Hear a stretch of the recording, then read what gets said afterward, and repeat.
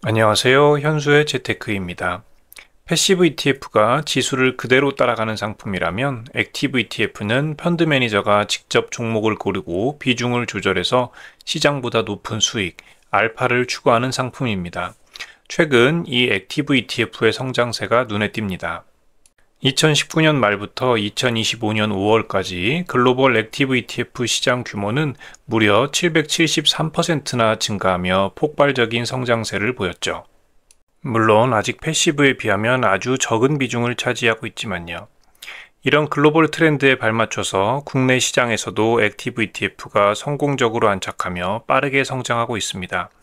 2020년 말 약 2.1조 원에 불과했던 국내 액티브 ETF 순자산 총액은 2025년 5월 말 기준 약 70.9조 원으로 무려 30배 이상 급증했습니다. 개인적으로 액티브 ETF는 별 관심이 없었지만 최근의 성장세를 보면 액티브 ETF를 무시하면서 투자할 수는 없겠다는 생각이 들었습니다. 그래서 오늘은 국내 액티브 ETF에 대해서 이야기해 보겠습니다. 이 영상은 자본시장연구원의 액티브 ETF의 부상과 과제라는 자료를 주로 참고했습니다. 글로벌 시장은 2020년 이후 주식형이 핵심 자산군으로 올라섰습니다.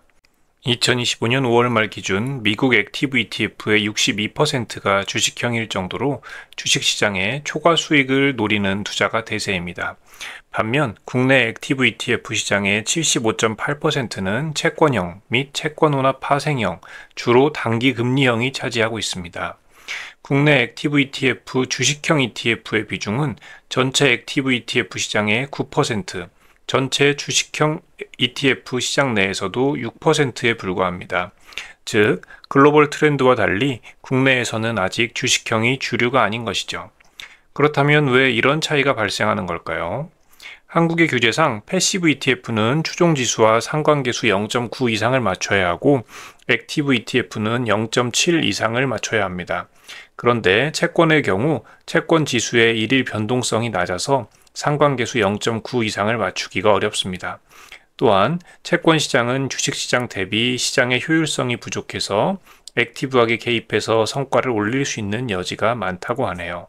그러니까 채권에서 특별한 기술을 사용하는 부분도 있겠지만 패시브 ETF를 만들기가 어렵다는 점이 가장 크게 작용하는 것 같습니다.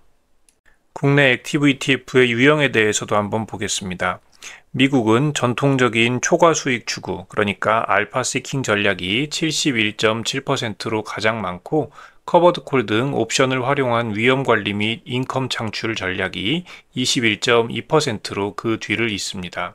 시장 격변기에 맞춰 위험을 관리하려는 수요가 반영된 것이죠. 국내의 경우 국내 액티브 주식형 ETF에서는 익스포저 유형이 65.9%로 압도적입니다. 여기서 익스포저 유형이란 전통적인 방식을 벗어난 비교지수를 사용하거나 좁은 영역에 집중 투자하는 것을 의미합니다. 그러니까 섹터 ETF나 테마형 ETF가 되겠죠. 또한 파생 상품을 활용해 상하 위험을 극대화하는 전략도 포함됩니다. 구체적으로는 레버리지나 인버스 상품이 이런 데 포함되겠습니다.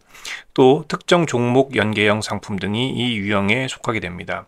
예를 들어서 엔비디아나 테슬라 연결된 밸류체인 액티브 ETF 같은 것들을 말하는 거죠. 이건 국내 투자자들이 액티브 ETF를 위험 관리 수단보다는 특정 영역에 대한 위험 노출도를 극대화하는 수단으로 활용하고 있음을 시사합니다. 앞에서도 잠깐 얘기했지만 국내에만 있는 독특한 규제가 있습니다. 바로 액티브 ETF에서 추종지수와의 상관계수 0.7 이상 유지 의무입니다. 글로벌 시장의 액티브 ETF는 본래 추종지수가 필요 없고 성과 평가를 위한 비교지수, 벤치마크만 두는 것이 일반적입니다. 매니저가 자유롭게 포트폴리오를 구성하죠. 하지만 국내에서는 액티브 ETF도 지수의 움직임을 일정 부분 상관계수 0.7 이상 따라가야만 합니다. 이건 펀드 매니저의 운용 자율성을 제약하고 창의적인 운용 전략을 펼치는 데 한계로 작용합니다. 또한 운용 전략 노출을 막아주는 비투명 ETF가 허용되지 않고 자산 구성 내역을 매일 공개해야 하는 점도 운용사 입장에서는 부담입니다. 이번엔 성과에 대해서 한번 보겠습니다. 투자자 입장에서 가장 궁금한 것은 사실 성과죠. 보고서에 따르면 국내 액티브 주식형 ETF의 단기 운용 성과는 나쁘지 않은 것으로 평가됩니다. 하지만 아직 장기 운용 성과에 대한 신뢰가 축적되지 않았다는 점이 명확한 한계입니다. 대부분의 펀드가 최근 2, 3년 사이에 출시되어서 장기적인 트랙 레코드가 부족하기 때문이죠.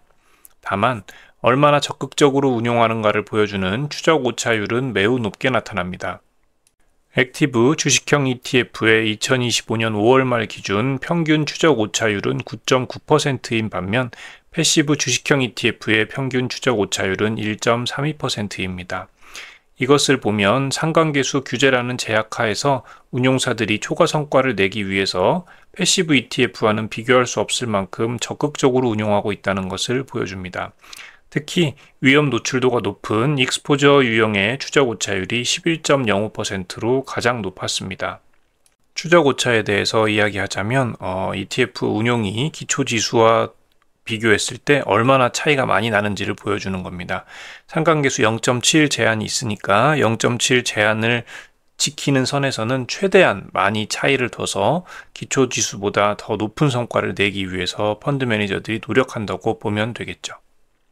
액티브 ETF는 글로벌 시장에서 폭발적으로 성장 중이며 국내 시장에서도 빠르게 자리 잡고 있습니다.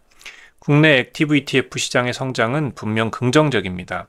하지만 글로벌 시장 대비 여전히 자율성과 다양성이 부족한 규제 환경, 정보 공개 의무에 따른 부담, 그리고 장기 성과에 대한 신뢰 부족은 해결이 필요해 보입니다. 특히 국내에서만 적용되는 상관계수 0.7 이상 규제는 액티브 ETF의 정체성 자체를 흐리게 합니다. 그럼에도 불구하고 운용사들은 높은 추적 오차율을 기록하며 초과 성과를 추구하기 위해 노력하고 있고 현재까지는 성과도 나쁘지 않은 편입니다. 다만 장기 트랙 레코드가 좀 더 축적되어야 정확한 평가가 가능할 것 같습니다. 다음번에는 액티브 ETF의 성과들에 대해서 조금 더 살펴보도록 하겠습니다. 오늘은 여기까지고요. 시청해 주셔서 감사합니다. 여러분의 성공적인 투자를 기원합니다.